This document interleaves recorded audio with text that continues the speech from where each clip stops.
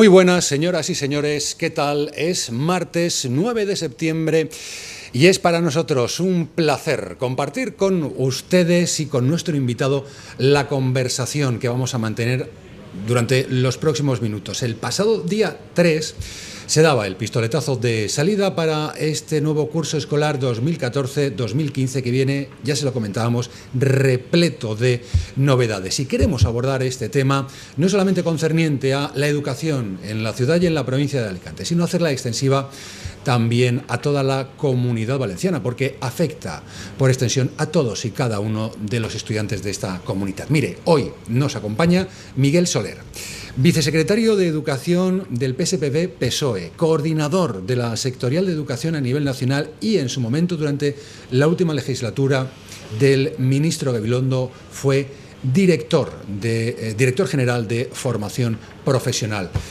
Don Miguel, muy buenos días y bienvenido. Buenos días. La primera pregunta obligada, ¿qué balance hicimos la semana pasada de ese pistoletazo de salida a este curso 2014-2015? Pues precisamente el pasado día 3 estuvimos aquí en Alicante, en el Instituto Virgen del Remedio, con Ximo Puig, nuestro secretario general y candidato a la presidencia de la Generalitat, analizando un poco los principales problemas que veíamos en este inicio de curso y hablando con el profesorado y con la dirección del centro, y después tuvimos también por la tarde una reunión con las familias para conocer un poco la valoración de toda la comunidad educativa. Y lo primero que tenemos que decir es que se ha producido un inicio de curso virtual, es decir, que la consellera catalá ha querido poder transmitir a toda la población algo que parece que le gusta mucho, que es decir que somos los primeros en cualquier cosa, y en este caso ha dicho que somos los primeros en empezar el curso. Pero realmente el curso se empieza cuando el profesorado está en condiciones, ha hecho la programación, ha recibido a los alumnos, les ha explicado cómo van a trabajar y se empieza a trabajar en serio. Y desde luego eso no pasó el pasado día 3. El pasado día 3 fueron los alumnos al instituto, fueron los alumnos a los colegios de infantil y primaria, fueron los profesores que tenían adjudicada la plaza ese día, porque otros se incorporaron más tarde, y muchos de ellos, muchos profesores se incorporaron el mismo día que los alumnos, con lo cual es bastante evidente que no hace falta entender mucho de educación para saber que esto no es una fábrica de montaje en que uno llega y se pone a poner los tornillos donde toca, ¿no?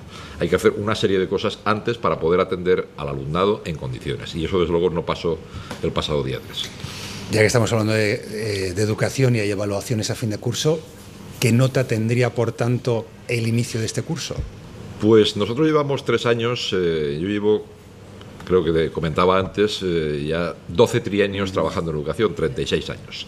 Y los 3 últimos, pues venimos diciendo que este es el peor curso de la historia. Y lo que pasa es que al año siguiente nos toca rectificar por decir que este aún ha superado al anterior. El problema es que ya estamos, si el año pasado ya le pusimos un 1, pues casi el 0, pues estamos ya casi en números negativos. Pero esto no es ninguna broma. Es decir, que la educación es los que nos creemos de verdad que la educación es un instrumento fundamental para favorecer la movilidad social, para que uno pueda decir, como nos decía la semana pasada la directora, por ejemplo, del Instituto Virgen del Remedio, ese instituto, por ejemplo, tiene alumnos de 36 nacionalidades distintas, que hablan 26 lenguas distintas. Dice, lo que tienen un factor común todos los padres y madres que vienen por aquí, que es que quieren que sus hijos sean lo máximo posible. Lo máximo posible. Normal. Y eso es lo que aspira cualquier padre, cualquier madre, tal respecto a sus hijos. Y claro, para ser lo máximo posible, lo primero que hay que garantizar es que la educación sea un instrumento que favorezca una mayor cohesión social, que favorezca que no se cumpla aquello de la cuna a la tumba. Es decir, porque si efectivamente no se produce una intervención de un buen servicio público educativo, pues el que nace en una familia con un sector de nivel sociocultural y económico determinado tiene evidentemente muchas más ventajas a lo largo de toda su vida. ¿La educación cambia eso totalmente? No, pero al menos favorece, da más oportunidades a que aquellos que tengan más opciones puedan hacerlo. Y para eso se requiere tener becas suficientes, porque algunos parece que nos quieran vender. El ministro Wert, cuando habla de las becas, parece como si le estuviéramos dando un premio a alguien. No, las becas no son ningún premio.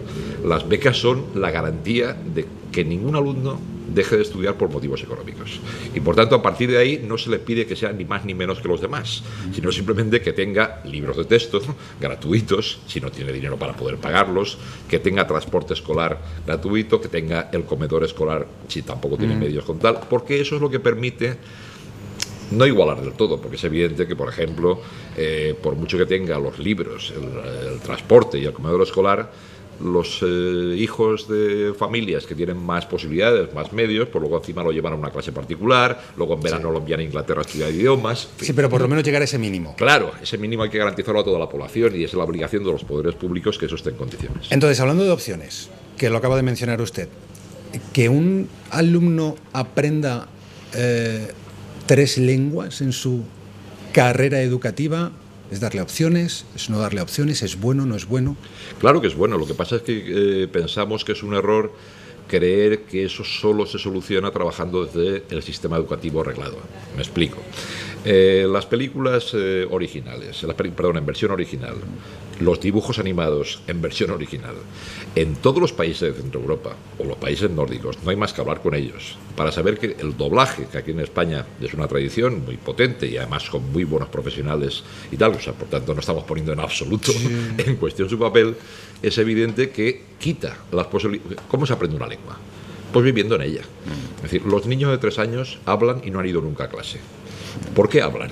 Porque están todo el día inmersos en esa lengua, correcto, escuchando a sus padres, a sus familiares, a sus amigos, y al final van hablando. Y no saben gramática, y en cambio saben construir los verbos. Pues lo mismo pasa con un idioma extranjero. Es decir, la bola del drag, por ejemplo, que se hizo en Canal 9 en su momento, hizo más por la enseñanza del valenciano que muchas horas de clase de valenciano dadas en los centros. Es decir, que ese es un ámbito de actuación.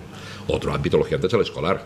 Y hay que buscar cómo garantizar una enseñanza que permita una proporción equilibrada. Si se quiere conseguir 3 lenguas, nuestras 2 lenguas, valenciano y castellano, más un idioma extranjero, en general el inglés, pero puede ser otro, pues es buscar cómo facilitamos que los alumnos estén horas inmersos en ellas. Pero eso no se arregla poniendo en un centro la portada, como está haciendo la consellera catalá, centro plurilingüe. Dice, ¿por qué? Porque dan 40 minutos a la semana, como dan en educación infantil, y los padres y madres se ponen muy contentos porque el niño llega a casa diciendo hello o contando hasta 5 en inglés. Sí. Pues eso no es un centro plurilingüe. El centro plurilingüe tiene que facilitar que exista efectivamente algunos espacios en los que se utilicen diferentes lenguas, pero sabiendo lo que pasa en la calle. Es decir, si tú vives en una población donde todo el día, todo el mundo habla en castellano, por ejemplo, o refuerzas el valenciano y el idioma extranjero, o no se consigue. Eso, de hecho, se lo han dicho siempre los padres a los hijos cuando los han llevado al extranjero, de por favor, no te juntes. Claro, no estés todo el rato con tus amigos españoles, porque entonces no hablarás. Y practica un poco y amortiza y que sirva para algo el esfuerzo que están haciendo los papás para poderte ir de viaje a estudiar. Entonces, el padre que le está viendo ahora, este año cambia el sistema educativo, entra la LOMCE, convive, primero, tercero y quinto, LOMCE. En los cursos pares, el sistema educativo anterior, pero al margen de esto, de esta convivencia, ¿le va a ser beneficioso o no? ¿Y hasta qué punto para este alumno, para el hijo del señor que nos está viendo ahora, la introducción de la LOMCE? Pues vamos a ver, nuestra valoración de la LOMCE es que es una ley que está hecha pensando en el pasado, de volvernos a los años 50-60. Precisamente por eso se consiguió un acuerdo de todos los grupos parlamentarios en el Parlamento español con el compromiso de que en el momento de cambiar a la actual mayoría esa ley se paralizaría. Es un problema gordo que tenemos en este país, lo de los cambios permanentes en las leyes educativas. Porque nunca se ha conseguido, y pues, perdón por interrumpir. Sí, no, en absoluto. Sentarse, ese pacto. Si no los 2 grandes partidos, sí un representante de cada partido, que se encierren en una habitación y salir con un proyecto como mínimo a 10, 15 o 20 años. Pues mira, eso te lo puedo contar en primera persona, porque resulta que el ministro Gabilondo en su toma de posesión dijo que se iba a dejar la piel por conseguir un gran pacto social y político por la educación. Y como tuve la suerte de estar en esos 4 años en el ministerio, me encargó personalmente que llevara yo la coordinación de ese proceso. Tuvimos 137 reuniones individuales con todos los partidos políticos, asociaciones profesionales, colectivos de madres y padres, en fin, con todo el mundo. En esas reuniones fuimos avanzando propuestas, acuerdos con cada uno de ellos, reuniones colectivas en algún caso y otras bilaterales. Sí. Con quien más reuniones tuvimos fue con el Partido Popular, precisamente por garantizar esa estabilidad del sistema para el conjunto, independientemente del resultado de unas elecciones concretas u otras. Sí. Se llegó a un documento de acuerdo. De hecho, puedo contar la anécdota de que los 6 negociadores, los 3 que estábamos por el Ministerio de Educación y los 3 que estaban en el Partido Popular, nos fuimos a comer para celebrarlo. Y luego el Partido Popular no firmó el acuerdo. ¿Por qué no lo firmó? Yo creo que lo hemos visto 3 años después, porque quería sacar una ley como la LOMCE. Una ley que desde luego no es fruto de un acuerdo político, no hay ningún consenso en torno a ella y nos va a hacer, si se aplica mucho tiempo, esperemos que no, nos va a hacer retroceder en educación. Ahora, la pregunta inicial era, ¿en qué va a notar un niño el año que viene? Pues yo estoy convencido que un niño de primero, tercero, quinto de primaria no se va a enterar de que se ha producido ningún cambio. Porque se ha vendido mucho que los cambios en los contenidos, las matemáticas, la lengua, la historia, siguen siendo las mismas, siguen teniendo básicamente los mismos contenidos, no hay ningún cambio sustancial que vayan a notar los niños y niñas al curso que viene. En cambio, sí que van a notar, si se sigue aplicando, que antes, al finalizar la educación obligatoria, a los 16 años, cuando acababan cuarto de ESO, su centro les daba el título de graduado porque consideraban que había superado los objetivos establecidos. Y ahora van a tener que hacer una revalida externa, una prueba externa que va a medir lo que un alumno ha tenido de trayectoria desde, como mínimo, los últimos 4 años, desde los 12 a los 16. Eso no tiene ningún sentido. Es decir, que, por ejemplo, un alumno entra a la Facultad de Medicina.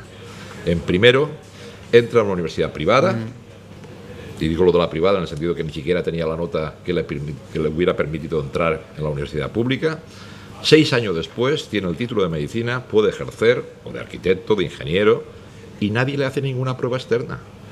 Nos fiamos de que esa universidad ha impartido los conocimientos suficientes como para que esa persona tenga la titulación correspondiente. ¿Por qué a un alumno de 16 años que tiene 10 o 11 profesores distintos, que le evalúan entre todos y que ha estado 4 años como mínimo en ese centro, va a necesitar una prueba externa para darle el título de graduado que solo sirve para seguir estudiando o para titulación básica en este país? Eso es un grave error que creemos que lo que va a provocar, hay muchos más temas en la nueva ley, pero vamos, ese en particular y el que hay después al finalizar el bachillerato.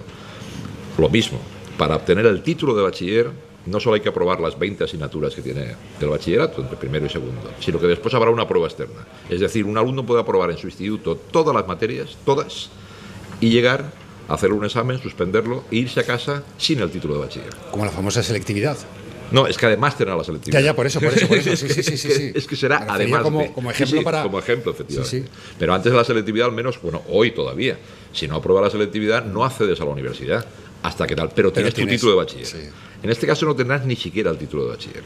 Con lo cual son cambios que realmente...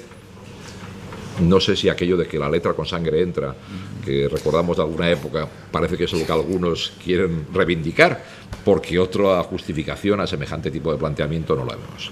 Y luego hay una clara apuesta por la enseñanza privada, pero en el sentido, por citar solamente un ejemplo, que es muy de actualidad en la Comunidad Valenciana, como es el caso de los llamados centros de iniciativa social, que son centros a los que la administración les regala, entre comillas, porque el pago es mínimo, por 75 años, suelo público para construir un centro educativo con la promesa de que será concertado.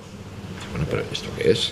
Si alguien quiere hacer un centro me parece muy bien, si hay necesidad de demanda, pues que entonces que se puede concertar, pero no al revés, no regalarle suelo público para un... No, claro, le llaman centros de iniciativa social. Son simplemente empresas privadas que van a tener un negocio asegurado por esa vía. Por eso nosotros ya les hemos dicho a los empresarios que antes de presentarse se lo piensen 2 veces. Porque si en mayo de 2015 el PSPB está en el gobierno de la Generalitat, revertiremos esos conciertos. Tendrán el centro, tendrán el solar, pero no tendrán alumnos porque no estarán concertados. De llegar ese momento, ¿cabría la posibilidad de indemnizar a esa empresa? Habría que ver qué tipo de contrato tienen y qué garantías jurídicas tiene el contrato. Pero en cualquier caso, los conciertos se establecen y están regulados desde el año 82, desde el año 84, en la LODE.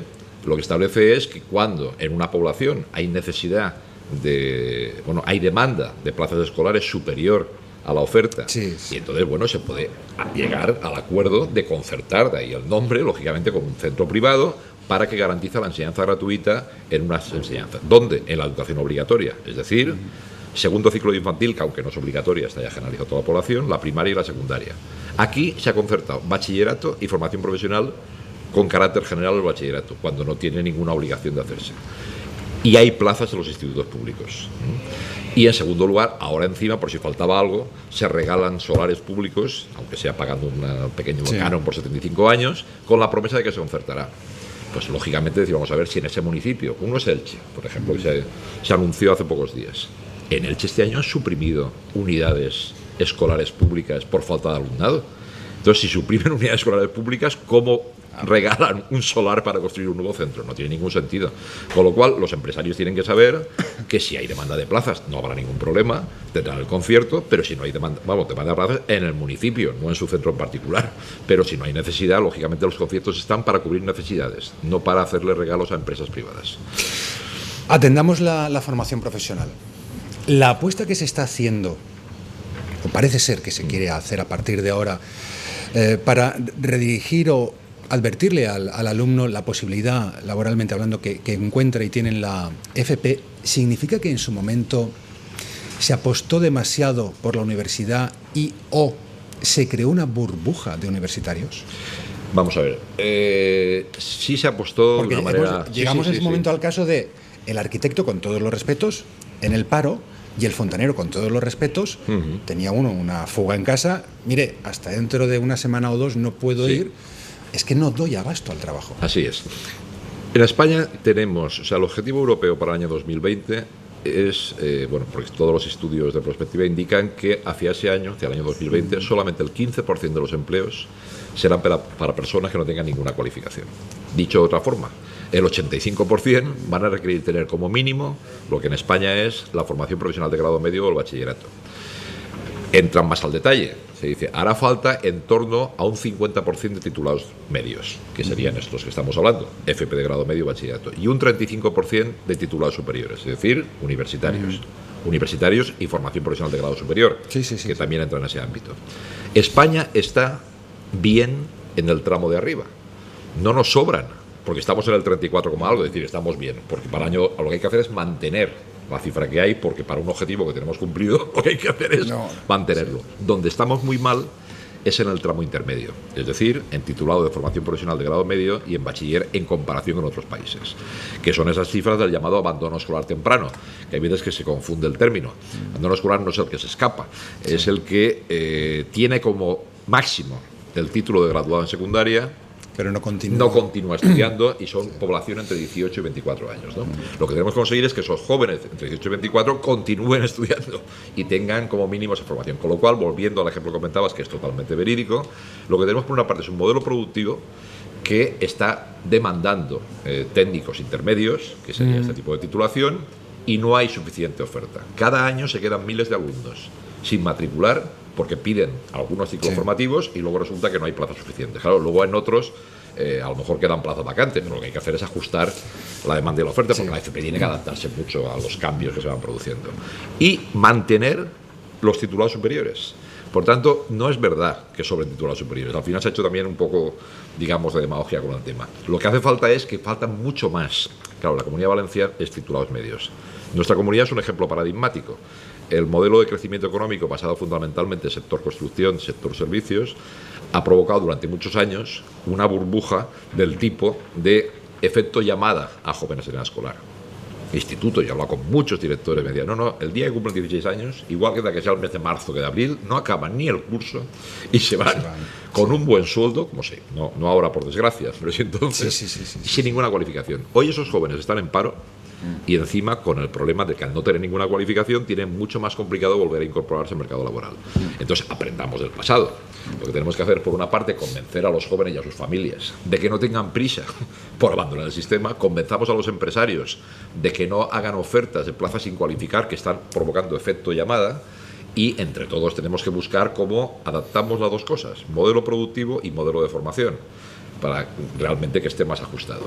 Sí, sacar la comunidad hacia adelante y hacer nuestro aporte proporcional al resto del país. Claro, es decir, que tenemos que definir qué queremos ser de mayores.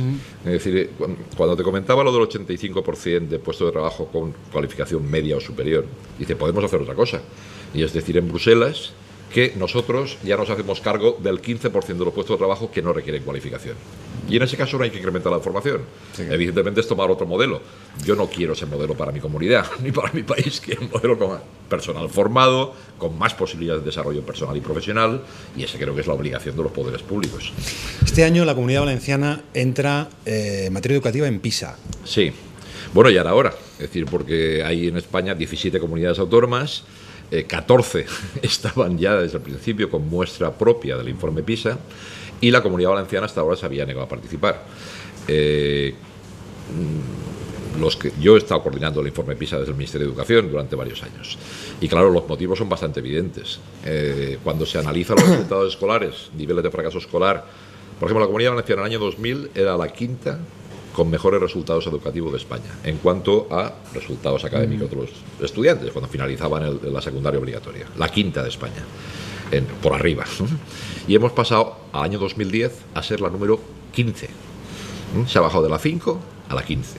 De tener en torno a un 22% de alumnos del llamado fracaso escolar, era que los que no tenían el título de graduado, a pasar al 34, 35, 36%. En un periodo en el que España ha mejorado, nosotros hemos bajado 12 puntos. Claro, eso no es producto de la casualidad. Muchas veces se halla la PISA. Se habla de las leyes educativas y dice, no, es que esto es producto de la ley, que los alumnos no se esfuerzan. Y vamos a ver, Asturias, Cantabria, País Vasco, Navarra, tienen mejores resultados que la mayor parte de los países europeos. Hay más diferencias entre la Comunidad Valenciana y Asturias que entre la media española y Finlandia. Y eso está ahí. Por tanto, no es un tema de leyes. Las leyes, por supuesto, te dan un marco y te permite actuar de forma de otra. Luego es un tema de inversión en educación, pero no de invertir de cualquier manera, de invertir más y mejor, de realmente poder responder al tipo de necesidades que tienen los centros, los alumnos, poder trabajar con aquellos que tienen más dificultades, también con los que se puede sacar más provecho, porque muchas veces también se habla solo de los que van peor, y digo, no, los que van bien también hay que darles más marcha, y lo que hay que hacer no es te va a subir el que está mal, y tampoco vas a aprovechar todo lo que podrías al que está por arriba. Es decir, el que quiere más marcha hay que dársela. Y el que requiere apoyo hay que dárselo. ¿Y eso cómo se hace? Pues está más estudiado. Aparte del trabajo en el aula, que siempre es complejo, cuando el número de alumnos es grande, lógicamente si la ratio es más pequeña, más posibilidad de hacerlo bien. Y segundo, fuera del horario escolar.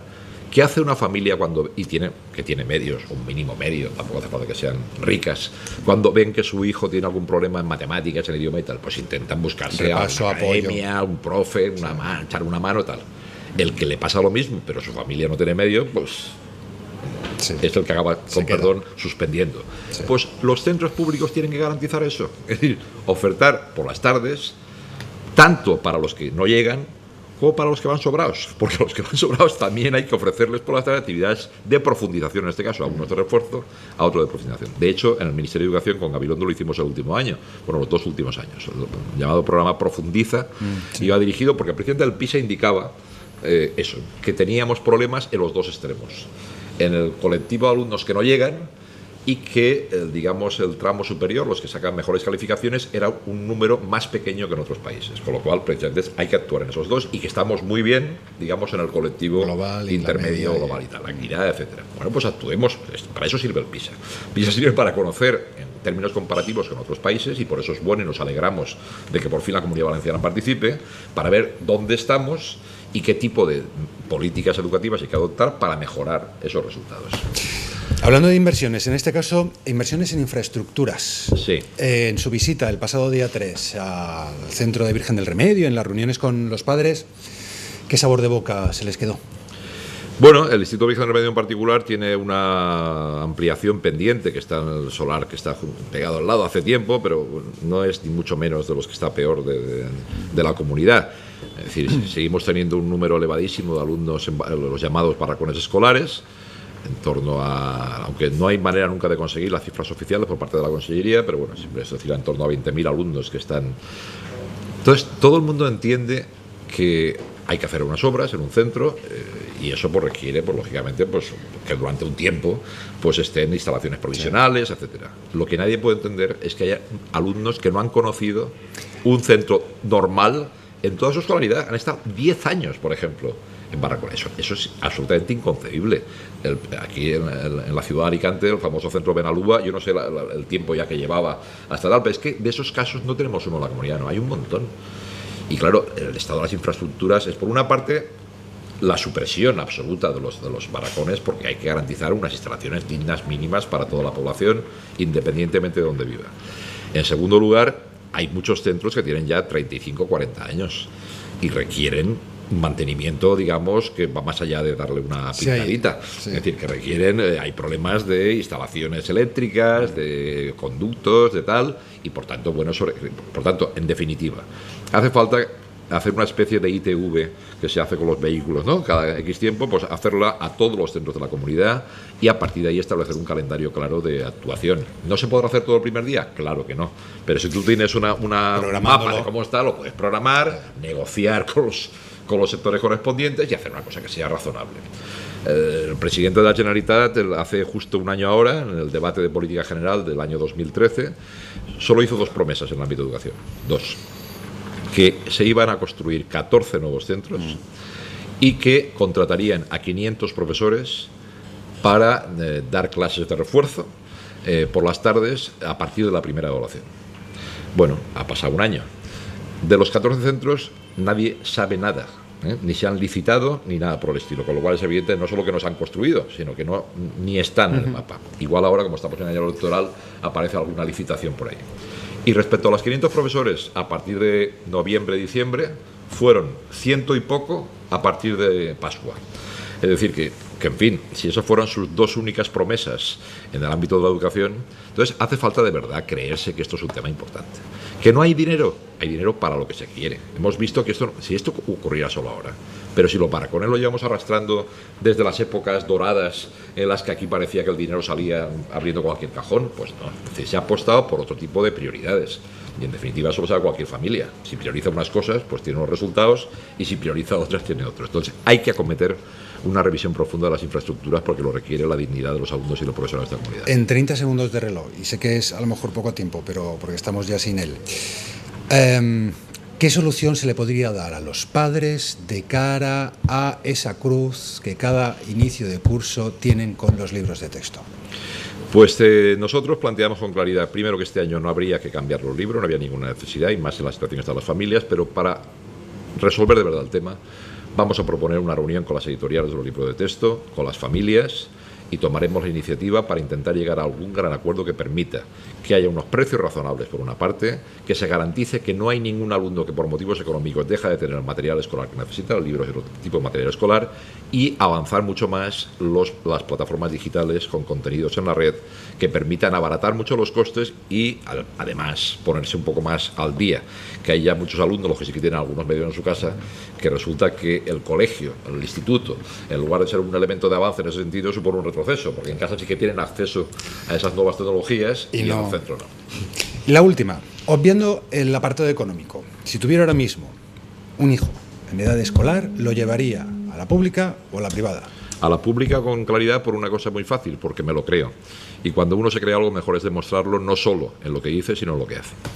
Pues Miquel Soler, muchísimas gracias y ha sido un placer. A vosotros. Y a usted también, muchísimas gracias. Hasta aquí nuestra charla de hoy. Mañana ya sabe que a partir, como siempre, de las 9 en punto, le esperamos en el Despertar DOR de 12 Radio y que usted puede seguir, evidentemente, como ya sabe, a través de todas y cada una de las frecuencias de 12 Televisión. Gracias, páselo bien. Mañana volvemos.